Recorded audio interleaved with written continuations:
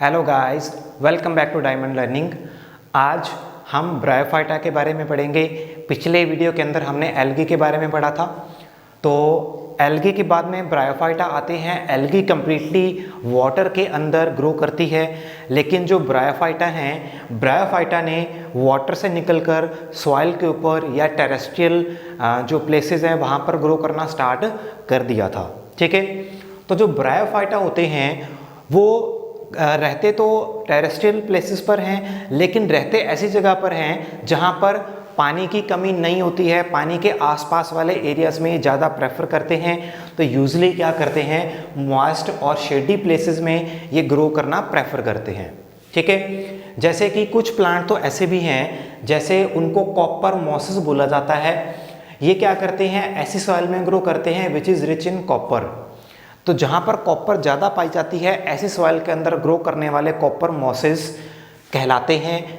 इस वजह से जिस भी सॉइल में अगर आपको ये कॉपर मॉसेस मिलते हैं तो वहाँ से आप आइडिया लगा सकते हो, अंदाज़ा लगा सकते हो कि इस सॉइल के अंदर कॉपर का अमाउंट ज़्यादा मिलेगा।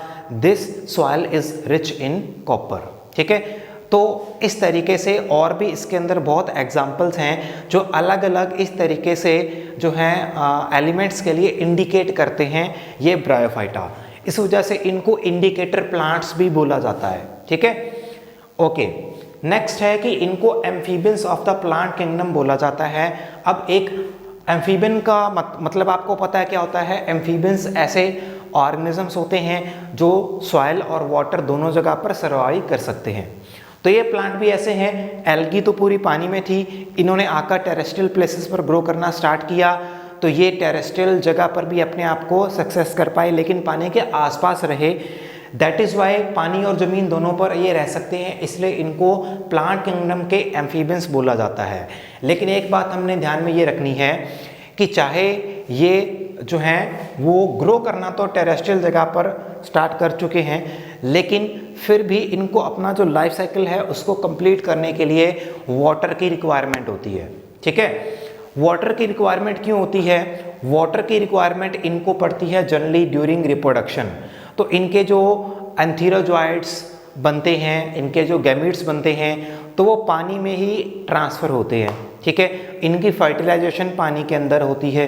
तो मेल गैमीट का फीमेल गैमीट तक, उस ऑर्गन तक पहुंचना, वहाँ तक जाने का, वो सारा काम पानी के अंदर होता है। तो इस वजह से इनको पानी की ज़रूरत फिर भी पड़ती है। ठीक है, तो ये चीज़ ध्यान में रखनी है आपने। उनकी अलग अलग जो है कंडीशंस होती हैं ग्रो करने की। जैसे कुछ एक्वाटिक फॉर्म्स हैं, जैसे कि रिक्शा है। एपीफाइट प्लांट हैं, जैसे कि डेंड्रोसिरोस है।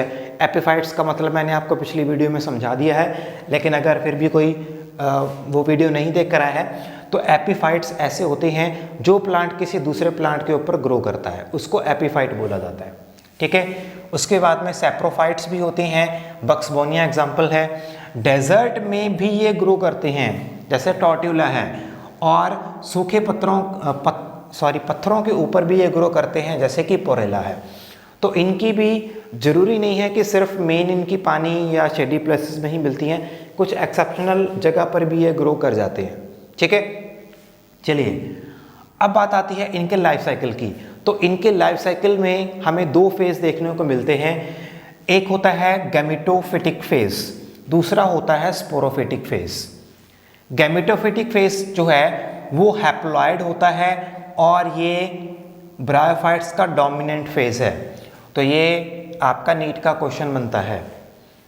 स्पोरोफिटिक फेज़ डिप्लॉयड होता है और ये शॉर्ट लिव्ड होता है। गैमेटोफिटिक फेज़ लॉन्ग लिव्ड रहेगा, ज़्यादा टाइम जो है लाइफ का ये फेज़ चलेगा। स्पोरोफिटिक फेज़ शॉर्ट लिव्ड होगा और ये डिपेंड होगा गैमेटोफिटिक फेज़ के ऊपर। तो इसकी इंडिपेंडेंट एग्जिस्टेंस जो है वो नहीं है स्पोरोफिटिक फेज़ की। ये क्वेश्चन या ये लाइनें याद रखना, बोलता हूँ मैं तो ये आपको नीट में क्वेश्चन में आएंगी ऐसी एज इट लाइन्स। ठीक है, उसके बाद में इनकी अगर हम जो है प्लांट बॉडी की फॉर्म की बात करें तो लगभग इसका जो गैमेटोफिटिक फेज़ है वो तो थैलोइड टाइप का होता है, मतलब ना तो उसमें कोई ट्रू डिफरेंशिएशन है रूट की, स्टेम की, ना लीव्स की। लेकिन जो स्पोरोफिटिक फेज़ है वो थोड़ा क्या होता है, वो थोड़ा लीफी टाइप का होता है, ठीक है। तो उसमें क्या होता है, जैसे हमने एल्गी के अंदर करा था, तो इसमें फुट, सीटा, ये फुट, ये सीटा और ऊपर कैप्सूल, तो ये इसकी डिफ्रेंशिएशन जो है रहती है स्पोरोफिटिक फेज में। और इनमें अब किसी भी फेज के अंदर रूट्स प्रेजेंट नहीं है, तो रूट्स एब्सेंट है, उसकी जगह पर क्या होती हैं, इस तरीके से रूट्स के जैसी राइजोइड्स प्रेजेंट होती हैं, ठीक है, जो एनकरेज का काम करती हैं और अटैचमेंट का जो है काम करती हैं, ठीक है। वैस्कुलर टिश्यू ब्रायोफाइटा के अंदर अभी तक डेवलप नहीं हुआ है, तो वो एब्सेंट रहेगा, यानी कि xylem and phloem are absent in bryophyta. Clear. वेजेटरी रिप्रोडक्शन या equivalent to asexual reproduction occurs by fragmentation या ट्यूबर फॉर्मेशन हो सकती है, और either through the gamete. Sexual reproduction इसके अंदर सिर्फ ओगैमस टाइप की चलेगी, तो मेल फीमेल गैमेट अलग अलग होंगे साइज वाइज और शेप वाइज, ठीक है। We can clearly differentiate which is the male gamete and which is the female gamete by looking at the gametes। उसके बाद में इनके जो ये गैमीट्स बनते हैं, they are formed in some special sexual organs. तो मेल रिप्रोडक्टिव ऑर्गन्स जो हैं they are called antheridia and female reproductive organs are known as archegonia, ठीक है। तो इन एंथीरिडिया एंड आर्किगोनिया के अंदर male and female gametes respectively बन जाएंगे, तो स्पर्म और एग इनके अंदर बन जाएगा, ठीक है। अब ये स्पर्म और एग जो हैं तो ये फ्यूज़ करेंगे, फ्यूज़ करके ये क्या बनाएंगे, डिप्लॉयड जाइगोट बनाएंगे। वो जाइगोट आगे डिफ्रेंशिएट करेगा, वो बनाएगा फिर जो प्लांट बॉडी वो बन जाएगी ये स्पोरोफिटिक प्लांट बॉडी। तो गैमीटोफिटिक फेज गैमीट्स बनाएगी, गैमीटोफिटिक फेज वाली गैमीट्स फ्यूज़ करके जाइगोट बनाएंगे, जाइगोट आगे ग्रो करके स्पोरोफाइट बनाएगा, तो स्पोरोफिटिक फेज स्टार्ट हो जाएगा। तो स्पोरोफिटिक फेज में बनेंगे स्पोर्स, ठीक है। तो स्पोरोफाइट बनाएगा स्पोर्स, और स्पोर्स आगे जर्मिनेट करके फिर वापस से गैमेटोफिटिक प्लांट बॉडी बना देंगे। गैमेटोफिटिक प्लांट बॉडी फिर से गैमेट बनाएगी, फिर से गैमेट फ्यूज करेंगे, जाइगोट बनेगा, जाइगोट फिर डिफ्रेंशिएट करके स्पोरोफाइट बनाएगा, स्पोरोफाइट फिर स्पोर्स बनाएगा। तो इस तरीके से इनका लाइफ साइकिल जो है वो चलता रहता है और अल्टरनेशन ऑफ जनरेशन मिलती रहती है, ठीक है।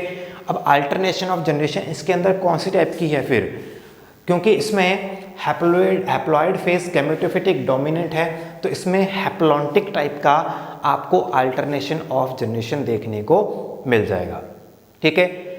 तो ये तो है इनके जनरल कैरेक्टर्स। अब ब्रायोफाइटा में क्या क्या चीज़ें आ जाती हैं, इसमें हमें टोटल 3 चीज़ें आएंगी, तो वो 3 चीज़ें कौन सी हैं, चलिए देखते हैं नेक्स्ट अपनी। ब्रायोफाइटा जो है इसको 3 क्लासेस के अंदर डिवाइड किया जाता है। सबसे पहली है हिपैटिकोप्सिडा, जिनको कॉमनली लिवरवर्ट्स बोलते हैं। दूसरा है एंथोसिरोटोप्सिडा, जिनको हॉर्नवर्ट्स बोला जाता है। और तीसरे हैं ब्रायोप्सिडा, जिनको मॉसेस बोला जाता है। तो लिवरवर्ट्स एंड मॉसेस आपकी एनसीईआरटी बुक के अंदर जो हैं 2 मेंशन किए गए हैं, और ये हॉर्नवर्ट्स जो हैं आपको मैं तीसरा करवा रहा हूँ। तो अगर सबसे पहले लिवरवर्ट्स की बात करते हैं तो इनकी प्लांट बॉडी थैलोइड है, एक टिपिकल, जिसमें कोई भी ट्रू स्टेम रूट लीव्स आपको नहीं मिलेगा, और इनकी बॉडी डॉर्सी वेंट्रल होती है। इसका मतलब क्या होता है, इसका मतलब है कि एक इसकी डॉर्सल साइड होगी और एक इसकी वेंट्रल साइड होगी, जिसमें थोड़ा बहुत जो है इनके डिफ्रेंशिएशन देखने को मिल जाएगा, ठीक है। वो डिफ्रेंशिएशन क्या क्या चीज़ें हैं, अब इनकी लिवरवर्ट्स की सबसे जो एक कॉमन एग्जांपल आपको देखने को मिलती है दैट इज़ मार्केंशिया, जो मैंने आपको यहाँ पर दिखाया है, ठीक है। तो ये मार्केंशिया की आपको एक डॉर्सल सरफेस दिखाई है, इसके पीछे इसकी वेंट्रल सरफेस है। जब आप इसकी वेंट्रल सरफेस को देखोगे तो वेंट्रल सरफेस में आपको क्या मिलेगा, ये जो नीचे राइजॉइड हैं, तो आपको राइजॉइड इसके ऐसे वेंट्रल साइड की जो मिड डॉर्सल लाइन है वहाँ से ये अपीयर होती दिखाई देंगी। अगर इसको मैं इसकी उल्टी साइड करके दिखाऊं, सामने से जब आप देखोगे तो राइजॉइड ऐसे निकल रही हैं, ये इसकी मिड डॉर्सल ग्रूव जिसको मिडरिब भी बोला जाता है, ठीक है। और बाकी जो है इसके यहाँ पर ये बने हैं गैमा कप। तो इन गैमा कप के अंदर आपको जो है वो मिलेंगे गैमा, ठीक है। गैमा की हमने बात करी थी अभी कि जो है ब्रायोफाइट्स के अंदर जो एक वेजिटेटिव रिप्रोडक्शन है equivalent to asexual reproduction that takes place by gemma, तो गैमा के थ्रू भी होती है, वो इनमें से एक है। तो यही गैमा कप आपको मार्केंशिया में देखने को मिल जाएंगे, ठीक है। बाकी लगभग जितने भी कैरेक्टर्स हैं वो एक टिपिकल ब्रायोफाइट के जैसे हैं कि आपको थैलोइड प्लांट बॉडी मिल जाएगी, ठीक है, और लीफ लाइक स्ट्रक्चर है और लिवर के जैसे इनकी जो है अपीयरेंस नज़र आती है, इसी वजह से इनको लिवरवॉर्ट्स का नाम दिया गया है, ठीक है। तो हमारा लिवर आप सभी ने देखा ही है, हमारा लिवर जो है वो इस तरीके का लीफ लाइक होता है। तो इनको भी देखोगे तो आपको बिल्कुल ऐसे ही ये जो है क्लोज टू रिजेम्बलेंस इनकी मिल जाती है, ठीक है। और बाकी जो है एसेक्सुअल रिप्रोडक्शन इनमें लिवरवॉर्ट्स में गैमा कप के थ्रू हो जाएगी, गैमा कप के अंदर गैमा बन जाएंगे। अब होगा क्या, जब इसके अंदर गैमा प्रोड्यूस हो जाएंगे तो ये गैमा कप यहाँ से क्या हो जाएंगे, ये डिटैच हो जाते हैं, ठीक है, यहाँ से टूट जाते हैं और फिर जहाँ पर भी सबस्ट्रेटम पर जाकर लगेंगे तो वहाँ से ये गैमा जो हैं वो क्या करते हैं, एक नई गैमेटोफिटिक प्लांट बॉडी को प्रोड्यूस कर लेते हैं। क्लियर है। और बाकी कैरेक्टर भी इनके लगभग वही हैं कि आपको अगर सेक्सुअल रिप्रोडक्शन है तो वही इनके अंदर एंथरीडिया बन जाएगा, एंथरीडिया के अंदर मेल गैमेट्स बन जाएंगे, ठीक है, और आर्किगोनिया मिल जाएगा। लेकिन इनमें एक ये चीज़ आपने ध्यान में रखनी है कि जो एंथरीडिया और आर्किगोनिया है तो वो डिफरेंट प्लांट्स के ऊपर होंगे। मतलब अगर ये प्लांट है तो इसके ऊपर आपको क्या मिलेगा, इस तरीके से यहाँ पर ऐसे एंथरीडिया मिलेगा, इसी के ऊपर आपको आर्किगोनिया नहीं मिलेगा। आर्किगोनिया आपको एक अलग प्लांट के ऊपर इस तरीके से ग्रो करता दिखाई देगा, ठीक है। तो फिर इनमें जो है वही गैमीट्स फ्यूज करेंगे, जाइगोट बनाएंगे, फिर स्पोरोफिटिक प्लांट बॉडी बनाएंगे जो कि शॉर्ट लिव्ड होगी और इस तरीके से लिवरवॉर्ट्स आपको मिल जाएंगे। क्लियर है।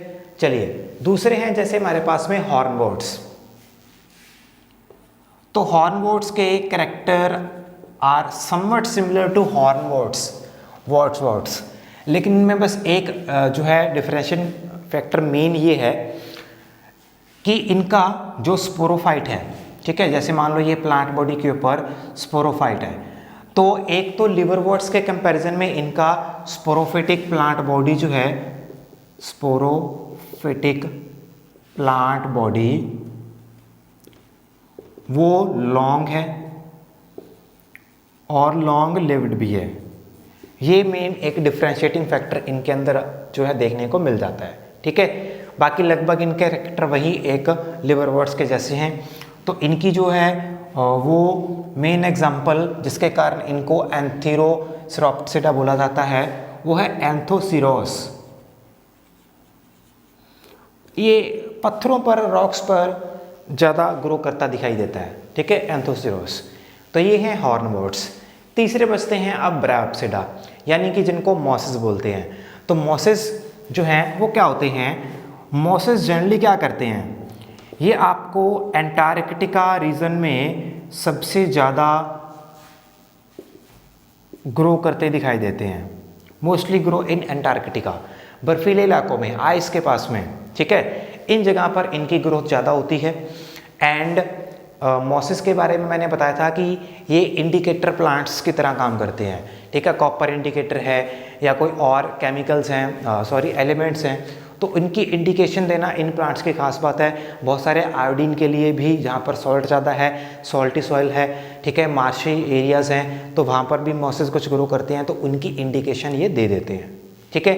बाकी कैरेक्टर लगभग इनके वही हैं और इनमें भी जो इनका स्पोरोफाइट है वो थोड़ा सा डिफ्रेंशिएटिंग है कि इनमें आपको लीफ लाइक जो है गैमेटोफिटिक प्लांट बॉडी देखने को मिल जाती है, समवट लीफ लाइक, ठीक है, नॉट टिपिकल लीव्स। और इसी के ऊपर इनका क्या करता है, ये स्पोरोफिटिक प्लांट बॉडी जो है वो ग्रो करती है, ठीक है। और कुछ जो है मॉसेस ऐसे होते हैं जिनमें जो है स्पोरोफाइट जो है उसकी अलग एक इंडिपेंडेंट एग्जिस्टेंस भी देखने को मिल जाती है, जिसमें इसी के ऊपर ही एक मेल ब्रांच देखने को मिल जाएगी और इसी के ऊपर एक फीमेल ब्रांच देखने को मिल जाएगी, ठीक है। तो ये इनकी थोड़ी सी कैरेक्टरिस्टिक जो है, कुछ खास बातें हैं, अलग डिफरेंशिएटिंग फैक्टर्स हैं जो इनको क्या करते हैं, थोड़ा सा डिफरेंट करते हैं। ठीक है, और ब्रायोफाइट्स की जो इकोनॉमिक इम्पोर्टेंस है वो भी काफ़ी है। ठीक है, इसमें सबसे इम्पोर्टेंट जो है आप नेम पढ़ोगे और जो आपको नीट में भी आएगा, that will be sphagnum. Sphagnum काफ़ी इंपॉर्टेंट है। एक तो क्या है कि ब्रायोफाइट्स जो प्लांट हैं इनमें खास करके जो मॉसेस हैं, मॉसेस के अंदर क्या होती है, वाटर एब्जॉर्प्शन की कैपेसिटी बहुत ज़्यादा होती है। तो मॉस के बहुत सारे प्लांट ऐसे हैं जिनको क्या करते हैं, सॉइल कंजर्वेशन के लिए, और जो प्लांट्स हैं उनको अगर एक जगह से दूसरी जगह ट्रांसफ़र करना है तो मॉसेस में रख कर ले जाया जाता है। ठीक है, कि सूख ना जाए प्लांट, नीचे मॉसेस बिछा देते हैं, उनके ऊपर दूसरे प्लांट रख देते हैं। मॉसेस वाटर को अपने अंदर ज़्यादा देर तक सोख के रख सकते हैं, उनकी वाटर एब्जॉर्बिंग कैपेसिटी बहुत हाई होती है। ठीक है, तो वो प्लांट्स को एक जगह से दूसरी जगह मूव कराने में काफ़ी हेल्पफुल होते हैं। इसके अलावा जो स्फेगनम होता है, तो स्फेगनम को कॉमनली पीट मॉस बोलते हैं, क्योंकि एक मॉस है। पीट मॉस कोयला, क्योंकि इससे कोयले की एक फॉर्म बनती है, पीट कोयला। ठीक है, तो जो है ये जहाँ पर स्फेगनम की ग्रोथ ज़मीन में मिलती है, या अगर हम जो बात करते हैं कि कोयला निकाला जाता है, तो उसमें स्फेगनम जो है इसका काफ़ी जो है एनिशियन टाइम में भी रोल रहा है, और इससे जो है पीट मॉस बनता है। इस वजह से इसकी काफ़ी इम्पोर्टेंस है। इसके अलावा मेडिसिन के अंदर, जो प्योरिफिकेशन के अंदर है, वहाँ पर भी ब्रायोफाइटा को बहुत ज़्यादा यूज़ किया जाता है। ठीक है, तो ये है कुल मिला के हमारा ब्रायोफाइटा के बारे में। आई होप आपको क्लियर हुआ होगा, और वीडियो पसंद आए तो लाइक शेयर जरूर करना। अगर कोई पहली बार आया है तो प्लीज़ चैनल को सब्सक्राइब करें, अपने दोस्तों को भी करवाएं, जो है मेरी बहुत हेल्प हो जाएगी। एंड बाकी जो है इसके बाद में एल्गी, ब्रायोफाइटा, नेक्स्ट हमारा जो है वो होगा टेरिडोफाइटा। तो नेक्स्ट वीडियो के अंदर हम पढ़ेंगे टेरिडोफाइटा। तब तक के लिए जय हिंद।